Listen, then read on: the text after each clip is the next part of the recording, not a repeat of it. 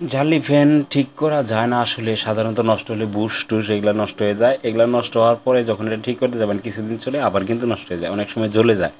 তো সেক্ষেত্রে জালি ফ্যানের দিকে আপনার সিলিং ফ্যানের যদি কয়েল বাঁধেন সেক্ষেত্রে আপনার মিস্ত্রিরও পোষে না, আর যে বাঁধে তারও কিন্তু পোষে না। কিন্তু হচ্ছে কি জালি ফ্যানের ক্ষেত্রে উল্টো, জালি ফ্যানের একটা এখন বর্তমানে একটা নতুন জালি ফ্যানের দাম হচ্ছে 700 টাকার মতো, হয়তো কম বেশি হতে পারে। কিন্তু একটা মোটর কিন্তু তার অর্ধেক দামে পাওয়া যায়। সেক্ষেত্রে আপনারা যে মোটরটা চেঞ্জ করে দেন অর্ধেক দামে, মোটর চেঞ্জ করে দিলে ফ্যানটা নতুন হয়ে গেল। কারণ এই ফ্যানে হচ্ছে আপনার মোটর আর হচ্ছে ক্যাপাসিটার এই যে এরকম থাকে, কিন্তু এটা মোটরের সাথে দেওয়াই থাকে। যার কারণে এই দুইটাই পার্টস, আর অন্য কোনো পার্টস নেই এখানে, আর সব প্লাস্টিক। যার কারণে এটা মোটর চেঞ্জ করা মানে নতুন কিনে এক কথা। তো আজকে আমি সেই হিসাবে জিনিসটা মোটর কীভাবে চেঞ্জ করবেন A to Z দেখাবো। তো দেখতে থাকুন। আমরা আগে যে সাইটের যে কাভারটা আছে কেসিংটা খুলে নেব। কেসিংটা খোলা হয়ে গেলে এবার হচ্ছে আপনারা এই যে এইখানে দেখেন জালি ফ্যানের পাখার এইখানে একটা প্লাস্টিকের ইয়ে দেওয়া থাকে, এটা কিন্তু উল্টো মোচড়ে খোলে। এটা যেন অন্য অন্য নাট কিন্তু উল্টো মোচড়ে খোলে না, এটা উল্টো মোচড়ে এদিকে দিলে খোলে। তো খোলার পর এইখানে চাপ দিয়ে একটা টান দিবেন, এটা খুলে যাবে পাখাটা।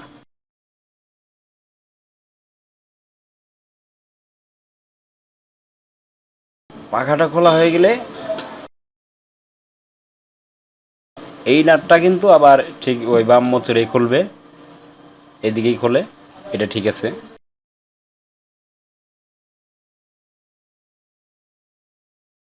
এটা খোলার পরে আমরা এই যে জালিটা সহ খুলে ফেললাম, এখন শুধু রইল কি বডি। তো এই বডির ভিতরেই হচ্ছে মোটর। তো বডিটার এখানে 4টা নাট, এটা খুলে নেবেন।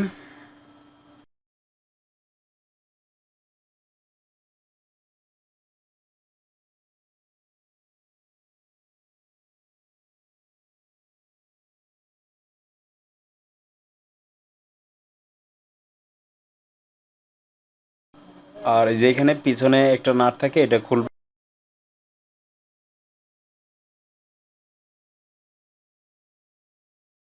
তারপর হচ্ছে এই যে এটা এইদিকে একটু চাপ দিয়ে এক সাইডে সোজা করে নিয়ে টান দিলে খুলে যাবে, আর এই দিক দিয়ে বের করে নেবেন।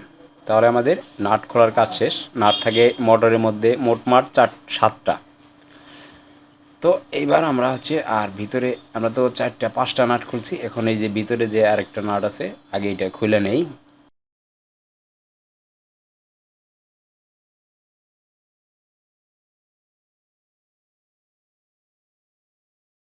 এখন হচ্ছে আমাদের এই স্টিলটা লাগবে, এই মোটরের সাথে যে একটা ওই ইয়া দেওয়া আছে, স্টিলটা দেওয়া আছে, এটা কিন্তু লাগবে। এটা আপনারা যখন নতুন মোটর কিনবেন তখন স্টিলটা দেওয়া থাকবে না, এটা আলাদা কিনতে পাওয়া যায়।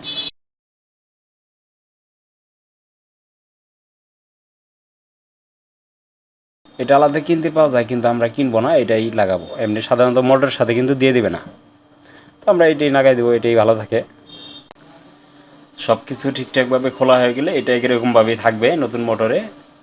তো এখন আমাদের হচ্ছে মোটর লাগানোর পালা।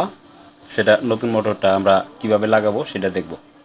এই মোটরের মধ্যে এই ক্যাপাসিটারটা এখানে দেওয়াই থাকবে, এটা নাট দিয়ে আটকানো থাকে, ওটা আপনার খোলার দরকার নেই, এটা এইভাবেই থাকে নতুন সব কিছু। এটা সুবিধা হচ্ছে এটাই যে সব যে কটা পার্ট সব নতুন থাকে, এই দুইটা জিনিসই থাকে এই রকম জালি ফেনে। প্লাস্টিক তো সহজে কিছু হয় না।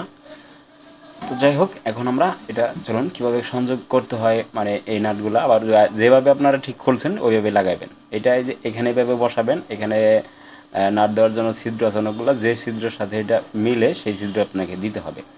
তো এইটা একটু টান দিয়ে নিলাম, এখানে একটা দিতে হবে। তো আমরা এখানে এটা বসাবো আবার এখানে দিয়া ওই যে দুইটা নাট আমরা লাগাই দেবো।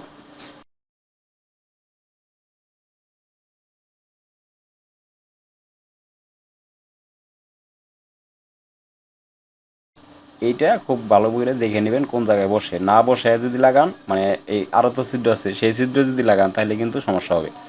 এটা আপনারা যে দুইটা এভাবে ধইরা যখন মিলে যাবে তখন নাটগুলো লাগাই দেন, এই ছিদ্র লাগাইলে সমস্যা নাই। তো এই জিনিসটা খুবই সাধারণ ব্যাপার, এটা আপনারা নিজেই পারবেন, শুধু মোটরের দামটা লাগবে। জাস্ট খুলে কিনে এনে বাস এটা খুলবেন লাগাবেন। তো এরপর আমরা হচ্ছে এই যে এইটা একটু এদিকে দিয়া এই এই বডির মাঝখানে মোটরটা এখন দেবো। আপনি এটাও আগে আগে লাগাতে পারেন অথবা বডিতেও আগে লাগাতে পারেন। আমি জাস্ট দুইভাবেই দেখাই। এটা এখানে 4টা নাট লাগাই নিতে হবে।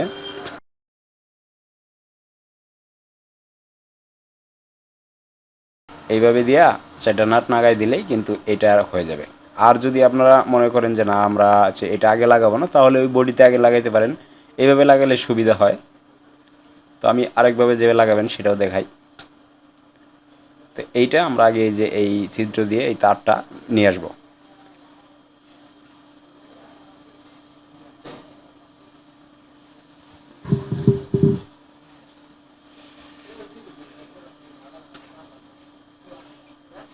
তারপরে ওই ওই এই যে স্টিলটা এটা উঠাবো।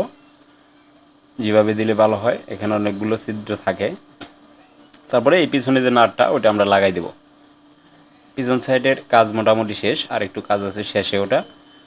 এখন আমরা এই দিকে করে এই যে উপরের যে এইটার যে ক্যাসিংটা সেটা লাগাবো।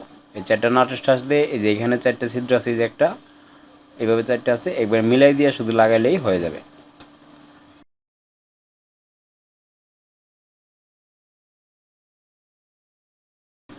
এখন ভালো করে টাইট দিয়ে নেই। এখানে 4টেই থাকে, মোট সর্বমোট নাট থাকে আপনার হলো 7টা।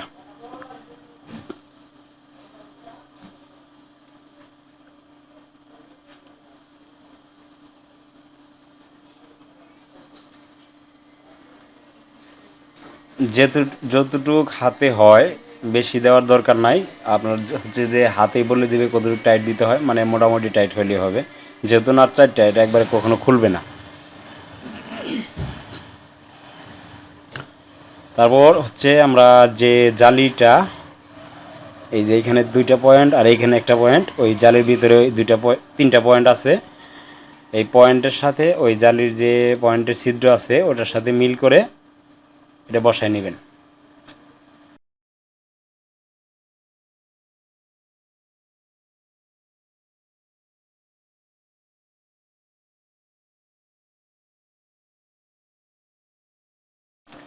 এখান থেকে যে নাটটা খুলছিলাম সেটা এখন লাগাবো।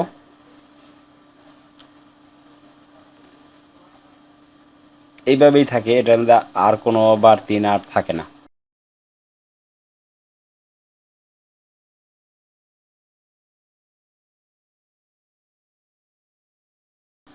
এবার পাখাটা লাগাবো। আর পাখার এই যে এখানে দেখবেন 2টা পয়েন্ট আছে, এই পয়েন্টের সাথে এই যে মোটরের এর ভিতরে একটা লোহার টুকরো দেওয়া থাকে, ওটার সাথে মিল রেখে লাগাতে হবে।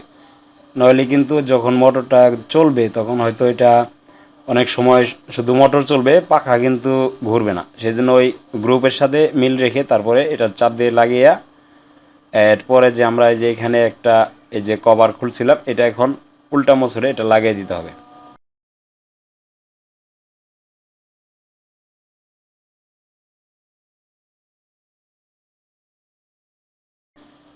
এই আর কি, আমরা তার আগে একটু টেস্ট করে নিতে পারি, তারপর বাদবাকি কাজগুলো করব।